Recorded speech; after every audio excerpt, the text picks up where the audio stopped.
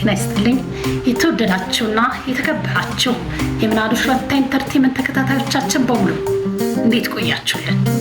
ይህ በየሳምንቱ ወደ እናንተ ይዘን የምንቀርበው የትረካ ሰዓታችን የትረካ ሰዓት ቻናላችንን በቅንነት ሰብስክራይብ፣ ሼር፣ ላይክ እያደረጋችሁ ቤተሰብ እንድትሆኑ ታሪኮቻችን ደግሞ ለሌሎች እንድታጋሩ በትህትናና በፍቅር እየጠየቅኩኝ ከወዲሁ ስለ አብሮነታችሁ ከልብ አመሰግናለሁ።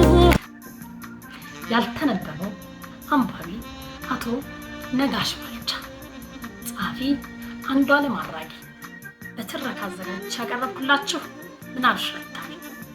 ያልተነበበው አንባቢ ክፍል 40 ምዕራፍ 12 የሀገር ፍቅር እስከ መቃብር። አቶ ማሩ ገዳ የአቶ ነጋሽ የባለቤታቸው ወንድም ሲሆን ረዥሙን ዘመኑን ከአቶ ነጋሽ ጋር በተለያየ ሁኔታ በቅርበት አሳልፏል። ለአቶ ነጋሽ ካለው ፍቅርና ቅርበት አንጻር እኔ ማሩ ነጋሽ ልባል እንደ ልጁም ልቆጠር ይገባኛል። እናም ስለ አቶ ነጋሽ አውርቶ አይጠግብም። ስለ ብዙ ጉዳዮችን በዝርዝር ያውቃል። የአቶ ነጋሽን የፖለቲካ ሕይወት በሚመለከት ሁነኛ ምንጭ ሆኖ አግኝቼዋለሁ። ስለ አቶ ነጋሽ የሀገር ፍቅርና ለሀገር ተጨናቂነት ግን ሁሉም ወገኖች ይስማሙበታል። የአቶ ነጋሽ አስደማሚ የሰብአዊነት ከፍታ እንደተጠበቀ ሆኖ ለሀገራቸው ያለው ከፍ ያለ ፍቅርና በችግሮቿ ምክንያት ሲያምጥ ማየቴ አድናቆትን አሳድሮብኛል። ከመጽሐፉ ጋር በተያያዘ ቃለ መጠይቅ ለማድረግ በተቀመጥንባቸው አያሌ ሰዓታት ጥያቄዎችን አቋርጦ የሚያነሳው የዘወትር ጥያቄ ነበር። ለመሆኑ የሀገራችን ጉዳይ ወዴት እያመራ ይመስልሃል? የሚል ጥያቄው ሰፊና ከያዝነው አጀንዳ የሚያወጣ ስለሚሆን ጥቂት ሀሳቦችን አንስቼ ወደ ያዝነው ጉዳይ እገባለሁ። የአቶ ነጋሽ ልብ ግን የሀገራችን የፖለቲካ ጉዳይ ላይ እንደተተከለ ይቀራል። በሀዘን እንደተዋጠ ውይይታችንን እንቀጥላለን። በሀዘን ደመና የተጋረደው ፊት እያስነበበኝ ብዙም ዋጋ የማይሰጠውን የግለ ታሪክ ጉዳይ እንቀጥላለን። በሚቀጥለው ውይይታችን ላይ ቅድሚያውን ለፖለቲካው ሰጥተን ከልብ እንወያያለን። ሁሉ ነገሮች ያስደምሙኛል። አንደኛ በጥልቀት የማዳመጥ ችሎታው ሲሆን፣ ሁለተኛ ነገሮችን የሚያዩበት ርቀት ናቸው።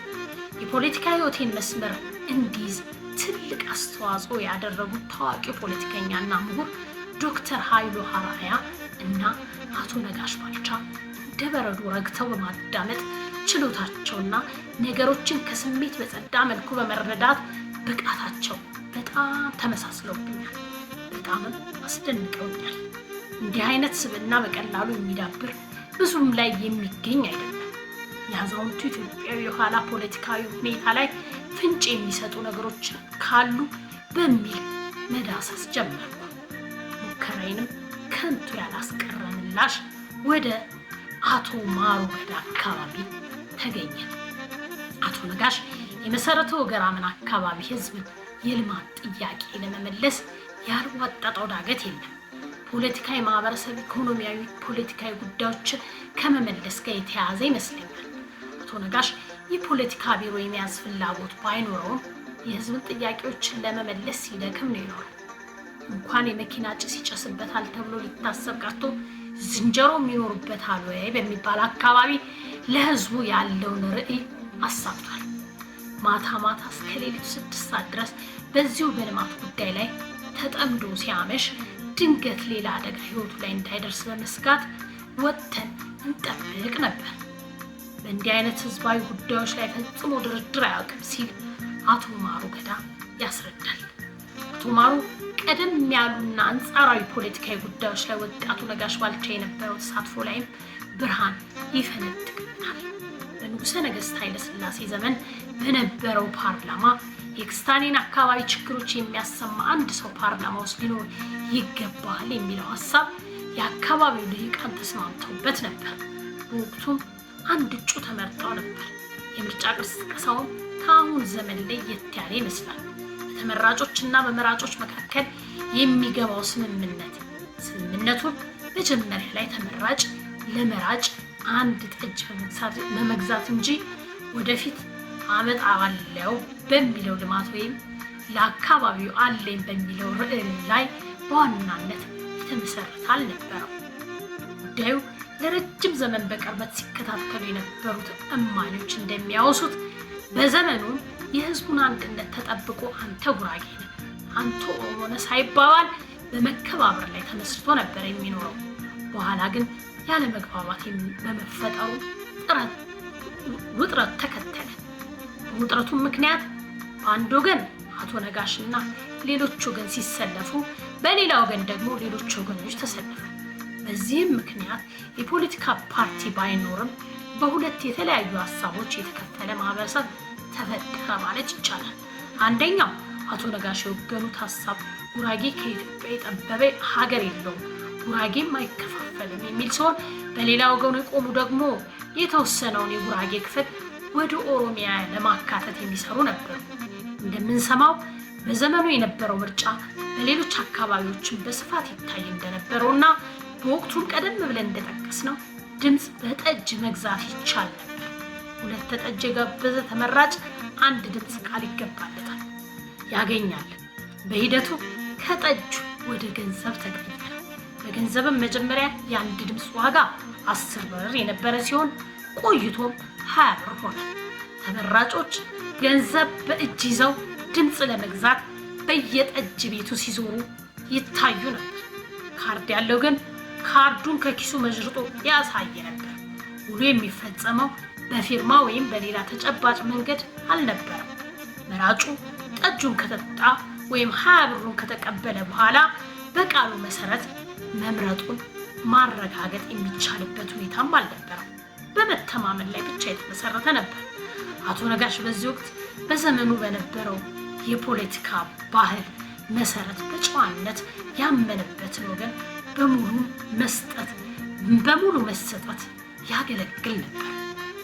በእርምጃዎች ውስጥ ጎልቶ የሚታየው ላመነበት ነገር ሁሉ እስከ መጨረሻው ግቡን እስኪመታ ድረስ የማይመለስ መሆን ነበር። በልማት ስራውም፣ በንግዱ፣ በልጆች አስተዳደጉም ሆነ በአጠቃላይ በማህበራዊ ህይወቱ በሙሉ ማሳካት የፈለገውን ሳሳካ የማያርፍ ሰው መሆኑን የተጓዘባቸው ጠመዝማዛ መንገዶችና የወጣባቸው የስኬት ኮረብቶች እማኞች ናቸው። ስለ ንጉሳዊ ስርዓት የአቶ ነጋሽ መልከታ እንሆ ከአንደበቱ እንረዳ። ጃንሆይ አስተዳደሩን ለወጣቶች ሊያስረክቡን የሚል ሀሳብ በብዙሃን ዘንድ ይሰማ ነበር።